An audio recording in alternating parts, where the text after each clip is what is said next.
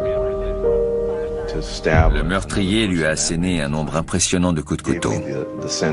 Ça ne peut pas être anodin.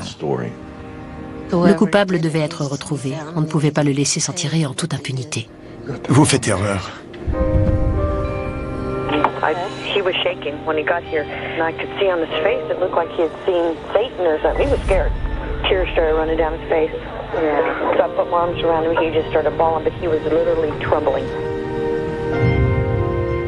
Pour moi, oui, il a vu le diable.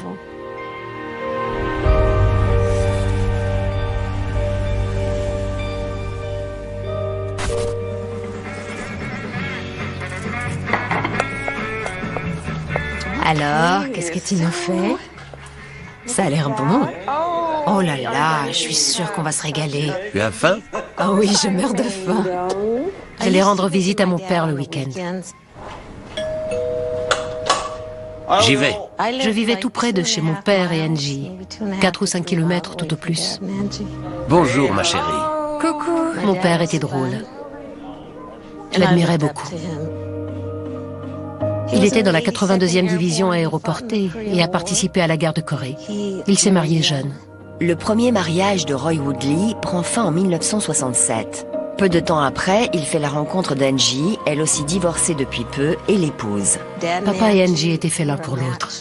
C'était une femme adorable, tendre et attentionnée. Elle disait toujours que les autres femmes étaient jalouses d'elle parce que mon père savait tout faire. Il pouvait réparer n'importe quoi. Angie lui mitonnait ses petits plats préférés et lui cuisinait aussi tout ce qu'elle aimait. Angie a 2 filles, issues de son premier mariage, Anita et Angela. Roy et Angie prennent tous deux leur rôle de beaux-parents très au sérieux. Leur famille a beau être recomposée, elle est soudée. Ma sœur et moi, on s'est très vite attachés à Roy. On n'a jamais été très proche de notre père vu qu'il nous a abandonnés quand on était enfants. Roy était bien plus qu'un beau-père à nos yeux. C'était un vrai père. Ma mère, Angie, avait le cœur sur la main. Elle était facile à vivre et tout le monde était adorable avec elle. Roy et Angie apprécient le temps qu'ils passent avec leurs 3 filles, même si quelqu'un manque à l'appel depuis des années. Pourtant aujourd'hui, les choses vont changer. J'y vais. D'accord, chérie.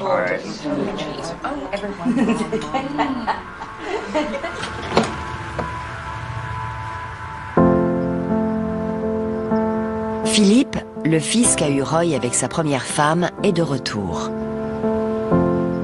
Mon père était quelqu'un d'indulgent. Il avait énormément d'amour et de soutien à donner.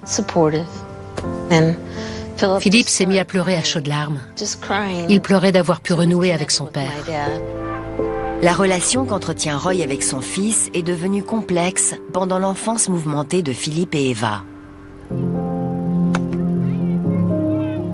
Quand nos parents ont divorcé, j'avais 10 ans. Et Philippe en avait 12. Ça a été une période de notre vie très éprouvante. Philippe en a plus souffert que moi parce qu'un garçon a besoin de son père. Ado, il s'attirait constamment des ennuis. Quelques années plus tard, il est tombé dans la drogue. Il n'avait pas de travail et donc aucune rentrée d'argent. Alors il s'est mis à voler. Arrivé à l'âge adulte, Eva s'efforce de reprendre contact avec son père. Mais Philippe, lui, a honte de ce qu'il est devenu. Il avait l'impression d'avoir déçu mon père. Et je sais que Philippe l'aimait. Il y a peu, Philippe a décidé de reprendre sa vie en main. Toute la famille se réjouit à l'idée de rattraper le temps perdu. Notre famille était enfin réunie et c'était quelque chose qu'on ne connaissait pas. Ces retrouvailles étaient une bénédiction. On profitait de chaque journée passée ensemble. On ne sait pas ce qui peut se passer d'un jour à l'autre. Un malheur est si vite arrivé.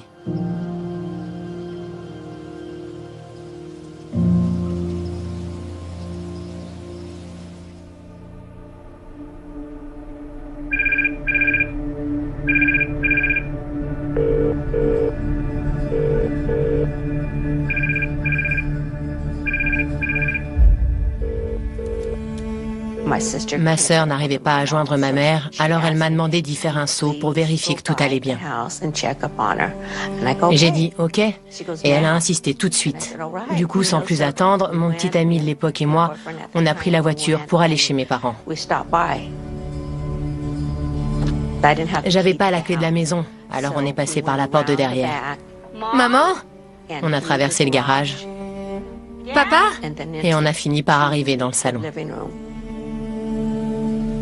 C'est là que j'ai vu mon père.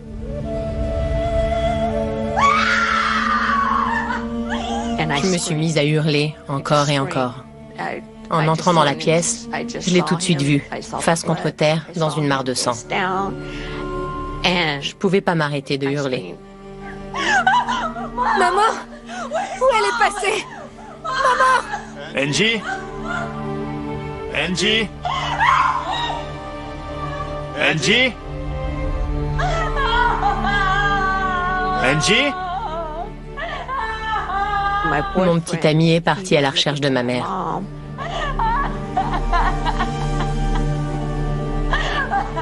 Il est revenu rapidement et il m'a dit qu'il fallait que je sorte de la maison tout de suite. J'ai pas vu ma mère. Uniquement mon père. Et je suis sortie de la maison. Et j'ai hurlé à plein poumon, dans l'espoir que quelqu'un, n'importe qui, vienne nous aider. J'ai appelé les secours et ils m'ont demandé ce qui s'était passé. Alors je leur ai dit que mes parents avaient été assassinés. Mon père, je l'ai trouvé face contre terre. L'opératrice me posait tout un tas de questions, mais j'étais pas en état de lui répondre. Au lieu de m'interroger, je voulais qu'elle envoie quelqu'un nous aider. C'est le détective Léo Lopez qui est affecté à l'enquête. Quand je suis arrivé sur place, des collègues avaient déjà balisé la zone avec du ruban jaune. Je suis entré dans la maison par la porte de derrière. J'ai d'abord traversé le garage avant de tomber dans une espèce de cellier. Une fois dans le salon, j'ai trouvé un homme allongé au sol, face contre terre. Son corps gisait dans un bain de sang. Sur l'un des fauteuils qui se trouvait près du corps, on a retrouvé un sac à main noir. Il avait été vidé de son contenu. Quelqu'un cherchait quelque chose. Les cartes bancaires avaient disparu. J'ai aussitôt pensé à un cambriolage qu'aurait mal tourné. Surveillez l'activité des cartes. Si elles sont utilisées, faites-le moi savoir. Après cette découverte, j'ai longé le couloir jusqu'à arriver dans la chambre où j'ai trouvé le corps d'une femme étendue au sol entre le lit et la salle de bain. Elle avait du scotch sur les mains, au niveau des poignets. Elle a été poignardée dans le dos et dans le haut de la poitrine. Ses blessures étaient horribles, le fruit d'une violence inouïe. Il n'y avait aucun signe d'entrée par effraction. Donc ça voulait dire que le meurtrier connaissait bien les victimes, puisqu'elles l'ont fait entrer sans opposer de résistance. Un des tapis du salon avait été déplacé, ce qui laissait entendre que l'homme s'était débattu. Ce qui n'a rien d'étonnant, puisque c'était un ancien militaire. C'était pas le genre d'homme à se laisser tuer sans se défendre.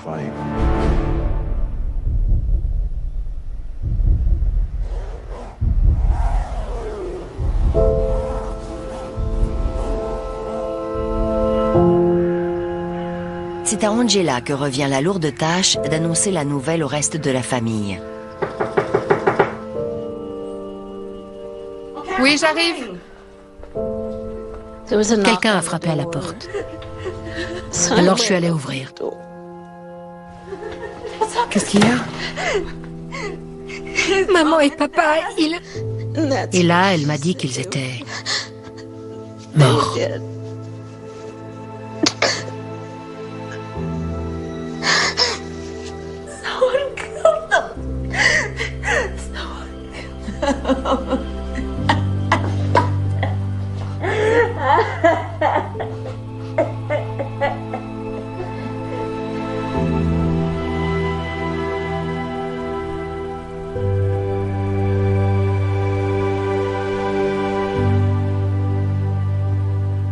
On tenait à ce que le coupable soit retrouvé et qu'il paie pour ce qu'il a fait.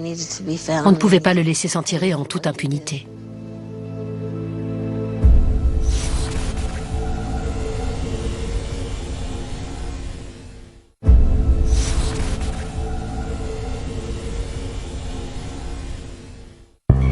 Les cartes bleues de Roy et Angie Woodley ont été dérobées. Les enquêteurs pensent que ce double meurtre n'est autre qu'un cambriolage qui aurait tourné au carnage. D'après le rapport du médecin légiste, le couple a été assassiné le vendredi entre 5 et 6 heures du matin. C'était environ 12 heures avant que leur fille ne vienne à la maison et découvre les corps. Des prélèvements ADN ont été effectués sous les ongles des victimes pour tenter de retrouver une substance étrangère.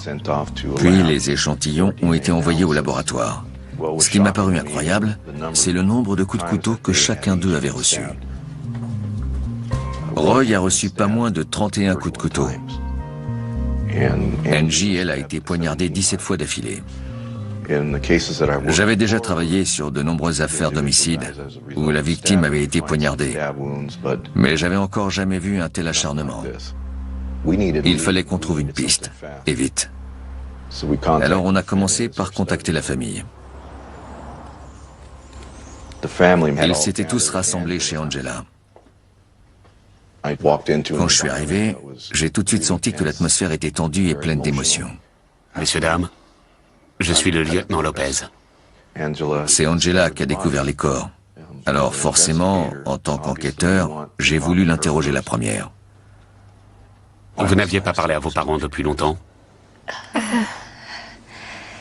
2 jours, je crois. Ma mère m'a dit que Philippe venait. Angela avait parlé à ses parents 2 jours avant de tomber sur leur corps sans vie. Et sa mère lui a révélé que Philippe était passé à la maison. Ça a fait tiquer Angela parce qu'il ne venait presque jamais. Philippe, c'est à vous.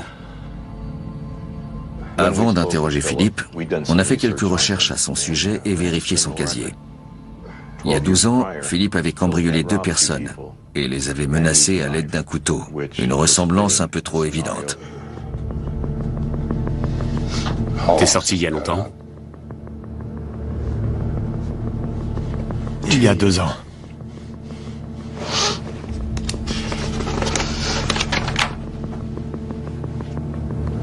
Quand as-tu vu tes parents pour la dernière fois? Il y a 2 semaines à peu près. Ça m'a tout de suite alerté. Pourquoi est-ce qu'il serait prêt à mentir là-dessus? Ta sœur Angela nous a dit que tu les avais vus avant-hier. Elle les a appelés. Sérieux, vous avez vu mon casier? Je voulais pas que vous puissiez penser que c'est moi qui ai fait ça.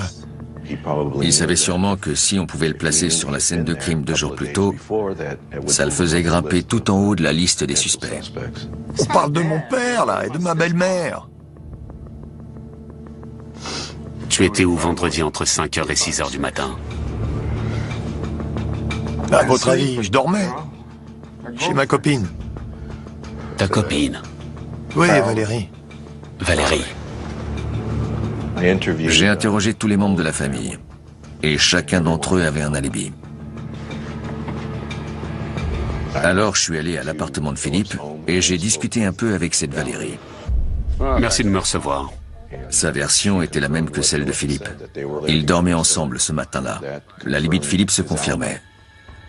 En revanche, il a menti en disant ne pas avoir vu ses parents depuis 15 jours. De retour au commissariat, le lieutenant obtient une nouvelle piste. L'une des cartes bleues des Woodley venait d'être utilisée dans une station essence. La carte de crédit volée a servi à payer de l'essence quelques jours après le meurtre. Par chance, la station dispose de caméras de surveillance. J'ai demandé au gérant les enregistrements correspondant à la date et l'heure d'utilisation de la carte.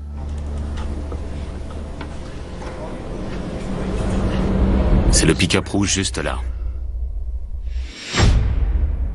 Là, j'ai reconnu le pick-up rouge. D'après Angela, ce pick-up rouge appartenait à Roy, et il était toujours dans le garage. Mais pas le jour du meurtre.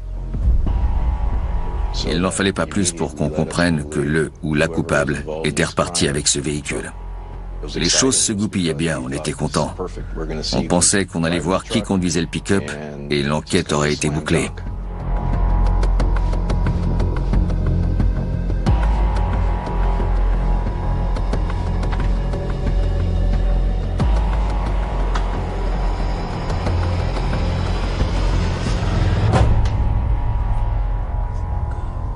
Malheureusement, les images de surveillance étaient de très basse qualité et il nous a été tout bonnement impossible d'identifier le suspect. En fin de compte, on a retrouvé le pick-up quelque temps plus tard, abandonné près d'un verger. Et il n'y avait pas la moindre preuve à se mettre sous la dent. Malgré son alibi et son affliction évidente, les enquêteurs décident tout de même de placer Philippe en garde à vue.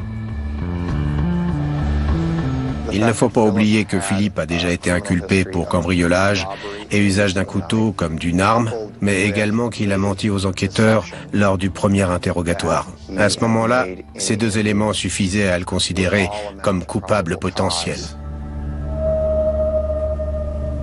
Quand on arrête quelqu'un pour le crime le plus horrible de tous, le meurtre, forcément ce quelqu'un n'est pas ravi. À partir de là, son tempérament a complètement changé. Il disait plus rien. Il se contentait de me jeter un regard noir. On aurait dit qu'il n'était pas du tout étonné de la situation, mais qu'il tenait à ne rien me dire qui puisse m'aider dans l'enquête. Avant même que l'enquêteur n'ait pu finir d'interroger Philippe, il reçoit de nouvelles informations. J'ai un appel pour vous, c'est le labo. L'ADN d'une autre personne a été retrouvé sous les ongles de Roy. Comme je suspectais fortement Philippe d'être impliqué dans ce double homicide, je m'attendais à retrouver son ADN sous les ongles de Roy. C'est ce que j'espérais. Philippe est venu chez ses parents, puis le père et le fils se sont battus, et c'est comme ça que son ADN a fini là. Ça paraît évident. Mais j'ai vite compris que cette affaire n'avait rien d'ordinaire. Vous faites erreur. Le laboratoire analyse l'échantillon ADN de Philippe pour voir s'il y a une correspondance. Les résultats étaient sans appel. L'ADN retrouvé n'était pas celui de Philippe. On était vraiment frustrés parce qu'on était persuadés que ce serait le sien. Sans mobile manifeste et sans la moindre preuve reliant Philippe au crime, tu peux t'en aller. Les enquêteurs n'ont d'autre choix que de le libérer. Quand Philippe a été relâché de sa garde à vue, je lui ai demandé sans détour s'il avait quelque chose à voir avec cette histoire. Et il m'a répondu « Non. Comment tu peux penser ça ?» avant de me prendre dans ses bras. Je me suis sentie soulagée de savoir que Philippe était innocent. Je sais qu'il aimait mon père. Je ne pense pas qu'il ait pu en arriver à commettre un meurtre aussi horrible.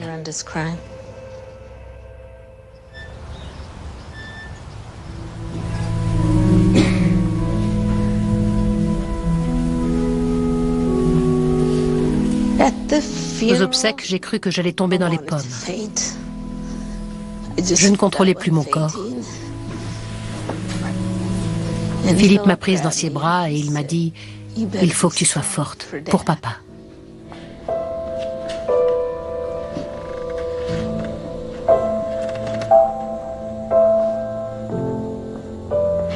Roy avait combattu pour l'armée de son pays. Pour lui rendre hommage, le drapeau des États-Unis avait été disposé autour de son cercueil. Pour moi, Philippe méritait d'avoir ce drapeau, pour l'amour qu'il avait envers mon père.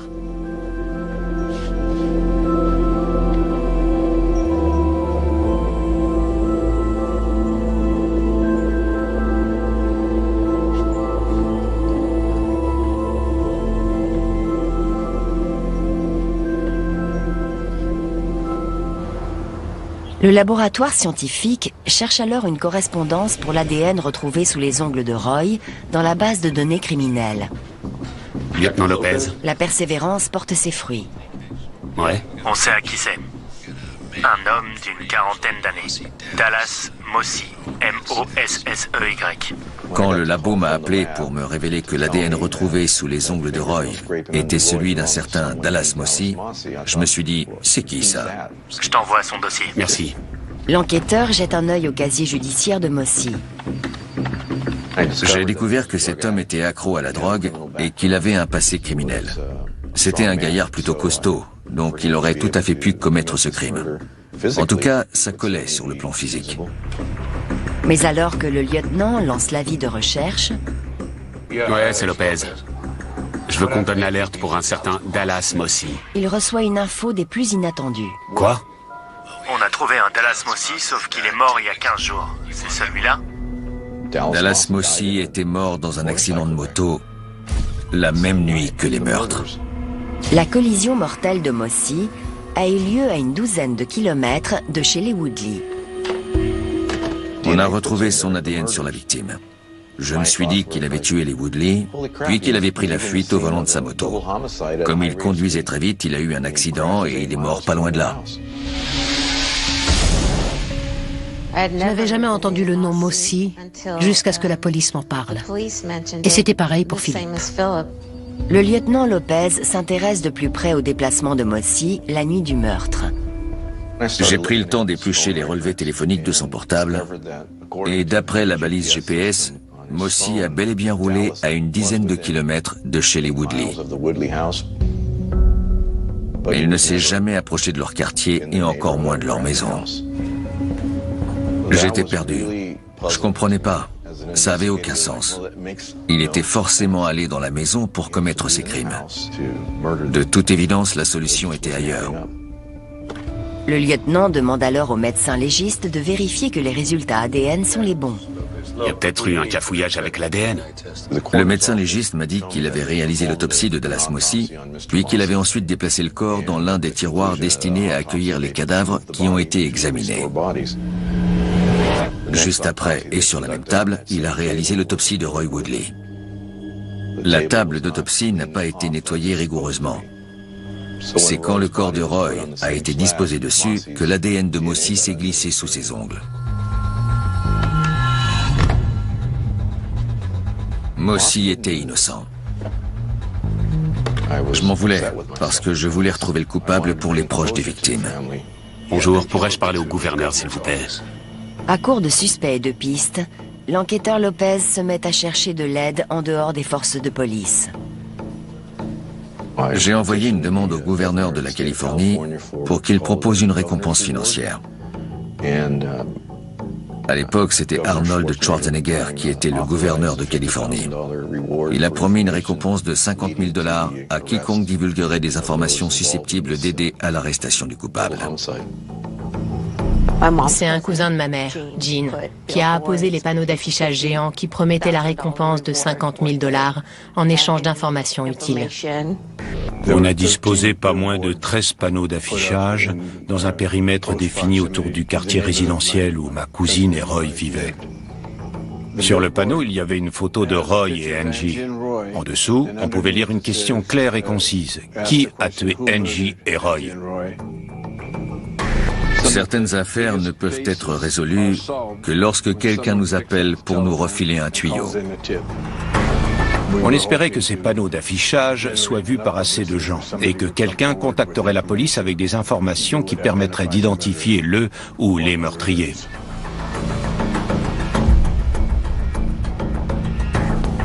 Ça a porté ses fruits. Quelqu'un a remarqué les panneaux et nous a appelés. On avait enfin notre tuyau. Et c'était du lourd. Contacte la police. Lieutenant Chiacho à l'appareil. Un appelant anonyme nous a révélé qu'une femme louant une chambre au motel Lame Duck possédait les cartes bleues de Roy et Angie. Elle s'appelait Amanda. Merci. Jusque-là, on n'avait entendu parler d'aucune Amanda. Alors ça sortait un peu de nulle part. Mais après tout, les cartes avaient été volées.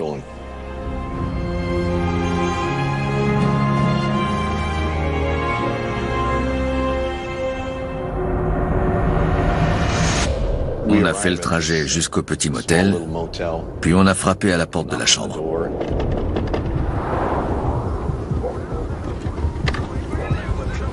Bonjour, madame. Vous êtes qui?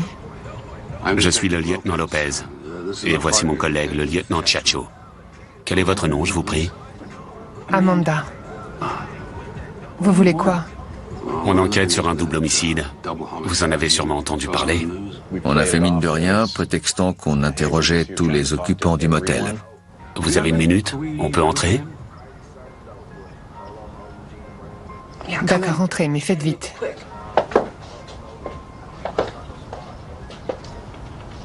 Elle partageait la chambre avec un certain Mark Oldham. La chambre était petite et rien était à sa place. C'était un vrai foutoir.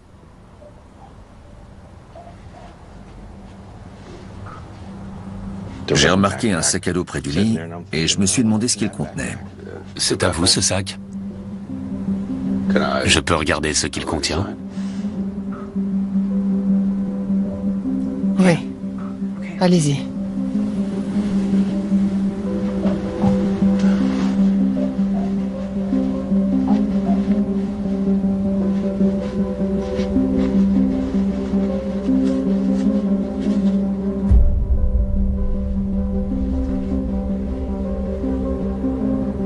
En jetant un œil à l'intérieur, j'ai trouvé les cartes bleues des Woodley.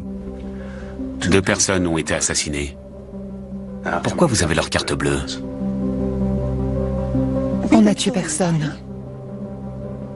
On a acheté les cartes. À qui?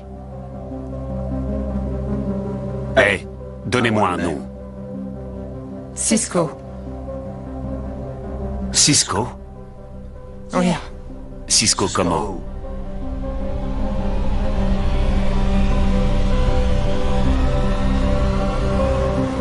Mark et Amanda sont envoyés en garde à vue pendant que l'enquêteur vérifie leur histoire. Quand on n'a qu'un prénom ou un surnom comme ici, on le rentre dans notre base de données. Le logiciel nous indique alors quels individus, avec un casier judiciaire dans la ville de Fresno, répondent à ce surnom. Ici, on avait affaire à Jeffrey Rancourt, un homme blanc de 28 ans qui possède une adresse à Selma. Il a récemment purgé une peine dans une prison du comté et c'est également un toxicomane notoire.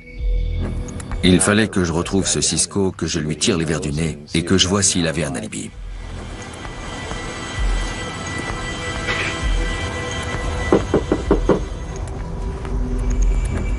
L'homme a entrouvert la porte, mais il n'est pas sorti complètement pour nous parler. Il avait l'air méfiant, ce qui n'a rien d'inhabituel. Bonjour, on enquête sur le meurtre d'Angie et Roy Woodley. Vous êtes au courant? Ouais, on m'a dit. Bon. Est-ce que vous connaissez un certain Cisco? Non. Ah bon? Vous voulez bien sortir une minute? Qu'on puisse discuter un peu? Ok. J'arrive. Et là, j'ai vu qu'il avait dans la nuque un tatouage qui disait « Cisco ». C'est un joli tatouage que vous avez là, Cisco. J'étais content qu'il ait menti. Ça voulait dire que j'étais sur la bonne piste.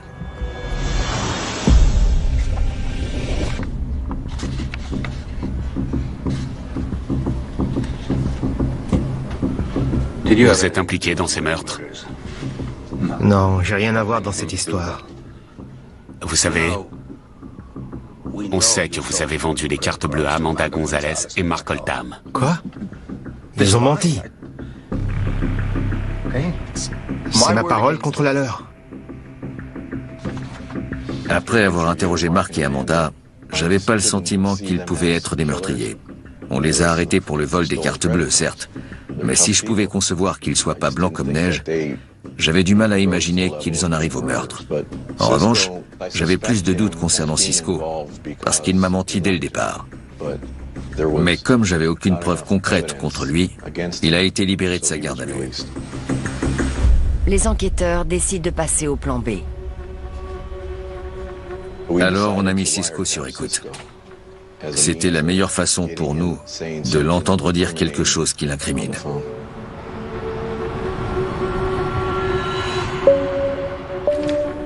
Les 2 lignes fixes de Cisco sont donc placées sur écoute. Le premier appel est enregistré depuis le domicile familial.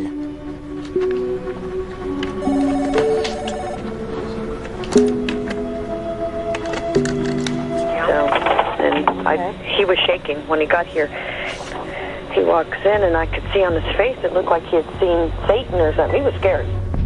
Les enquêteurs identifient l'appelant. Il s'agit de la mère de Cisco, qui parle à sa sœur.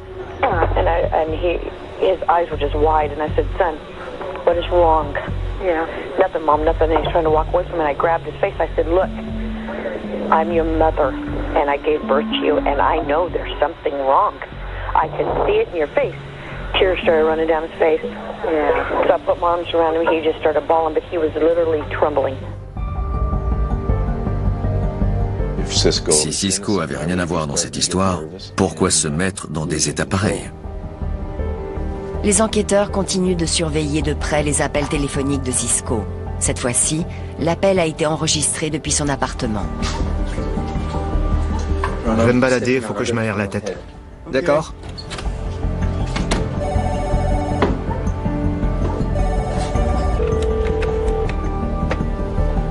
C'est Ron, le colocataire de Cisco qui décroche.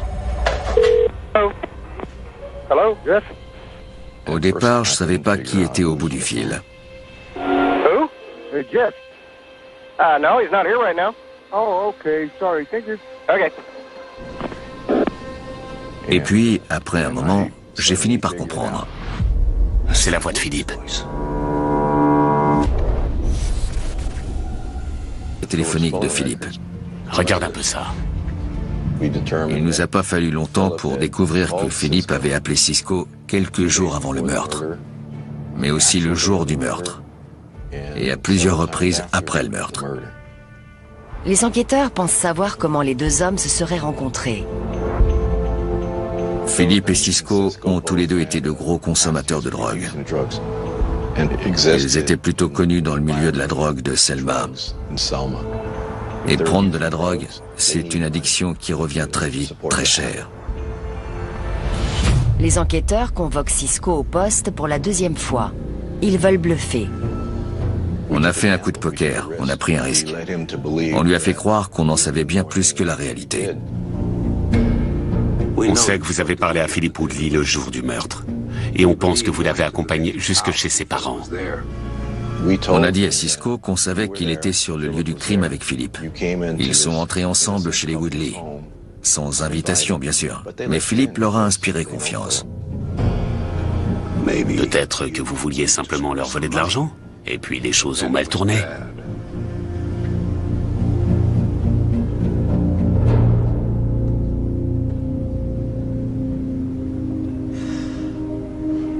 J'aurais dû faire quelque chose. J'aurais dû l'en empêcher. L'empêcher de faire quoi?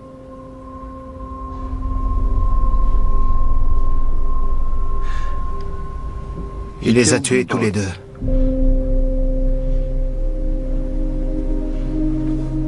Le témoignage de Cisco, qui est accro à la meth, ne peut pas en lui-même faire avancer l'enquête. Il faut impérativement qu'il y ait autre chose.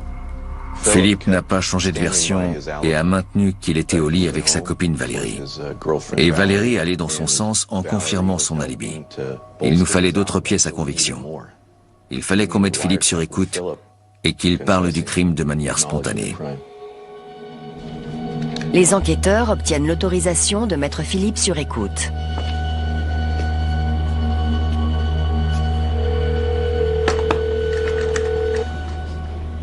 Yeah, honey. I'll be in Fresno in an hour. Why?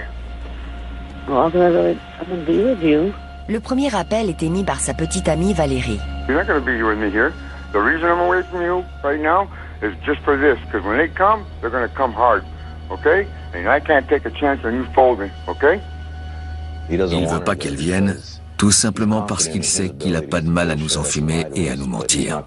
Mais c'est pas le cas pour elle. Il a peur qu'elle résiste pas à la pression. Anything they know is all bullshit. You better have more than some junkie's fucking word. You know, if he went with anybody, he was by himself. That's all you say. They're going to show you pictures. You don't recognize anybody. Il est devenu parano.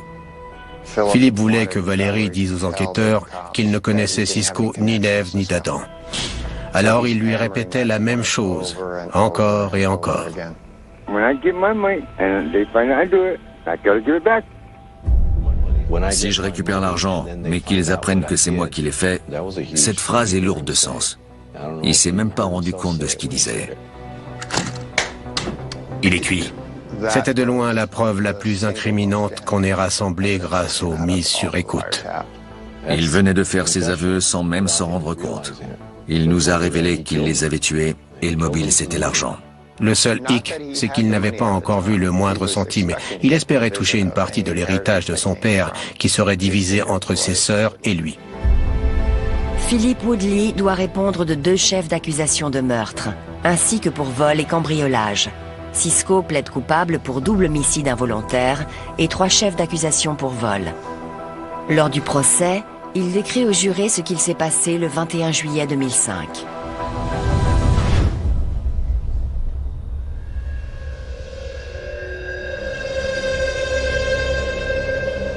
Cisco nous a indiqué que Philippe était venu vers lui pour lui proposer un petit boulot qui allait rapporter un max. Cisco a accepté sa proposition, ça l'intéressait bien. Alors Philippe est allé chercher Cisco, puis ils sont partis chez les Woodley. Salut. La forme? J'ai un truc pour la route. T'es pas sérieux? Si. Avant le départ, ils ont tous les deux partagé une grosse cigarette roulée à la main qui contenait, entre autres, un dérivé très fort de méthamphétamine. Ils en ont senti les effets presque aussitôt.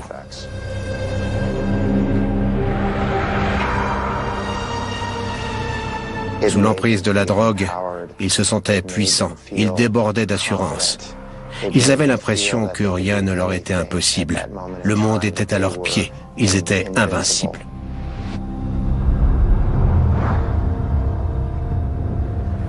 Philippe et Cisco arrivent chez Roy et Angie peu avant le lever du jour. Ils se sont approchés de la maison, mais plutôt que l'entrée principale, ils ont décidé de passer par le garage. Philippe était une vraie pile électrique. Il ne tenait pas en place. C'est Philippe!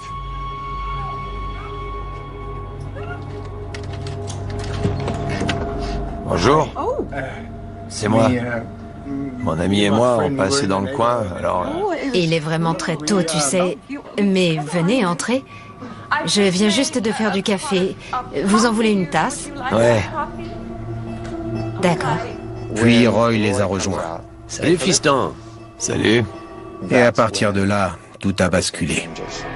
Allez, bouge, mine-toi, fais ce que je te dis. Assieds-toi sur le canapé. Asseyez-vous.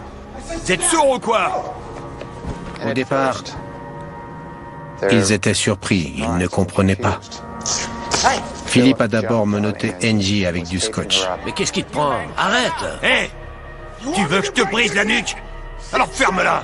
Je suis persuadé que Roy était très inquiet et qu'il a cherché à protéger Angie. Donne tes mains et arrête de bouger! Arrête de bouger, je te dis! Ta gueule! T'es pas obligé de faire ça, tu sais. Ferme-la! Tu veux quoi? De l'argent?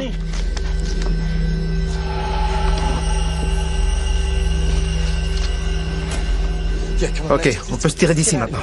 Tu as tout ce que tu es venu chercher. Maintenant, pars. Va-t'en. Surveille-le. Je veux pas qu'il bouge. Je t'ai dit de le surveiller. Philippe a relevé Angie du canapé et ils sont allés dans la chambre, de l'autre côté de la maison.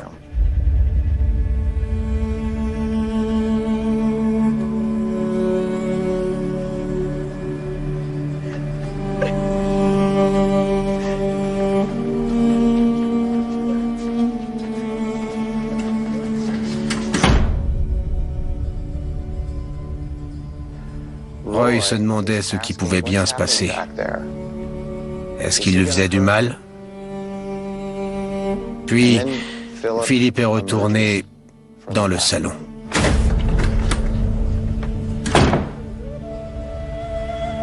Il était sous l'emprise de la drogue. Il se sentait puissant et inarrêtable. Il a tué sa belle-mère à grands coups de couteau. Si Roy doutait un tant soit peu de l'horreur qu'il s'apprêtait à vivre, il est évident que ses doutes ont disparu. Pars. Touche-toi! Mets-toi au sol! Je t'aime, fiston. Je t'aime tellement. Je veux pas entendre ça! Je veux que tu te taises! La ferme!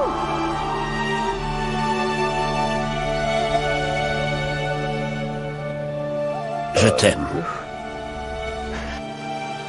J'ai du mal à concevoir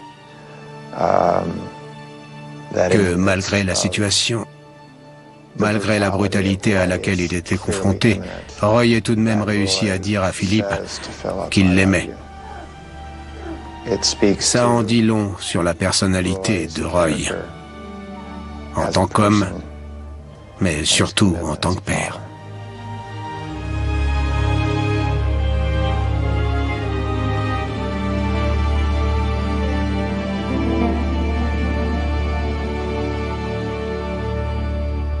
Je pense que si Philippe a asséné 2 fois plus de coups de couteau à son père qu'à sa belle-mère, c'est parce que son père était tout ce qu'il n'avait jamais réussi à devenir. Philippe était jaloux de la réussite de son père. La vie de Philippe était un échec. Il n'a jamais trouvé d'emploi stable, n'a jamais pu s'acheter une grande maison dans un joli quartier résidentiel. Son père, lui, avait tout.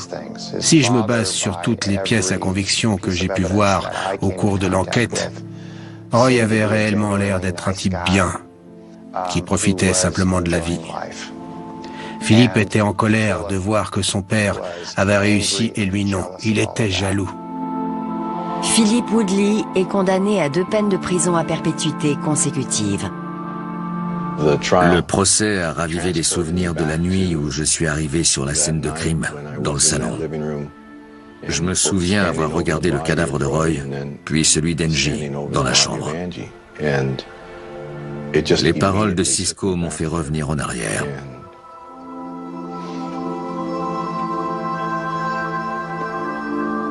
Malgré tout, j'étais heureux, parce que les proches des victimes allaient enfin pouvoir tourner la page. Et ils le méritaient.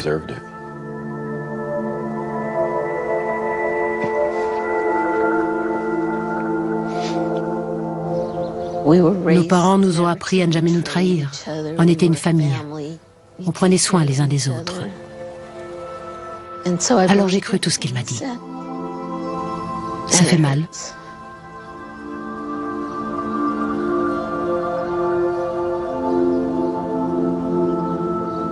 Il a ôté la vie à 2 belles personnes.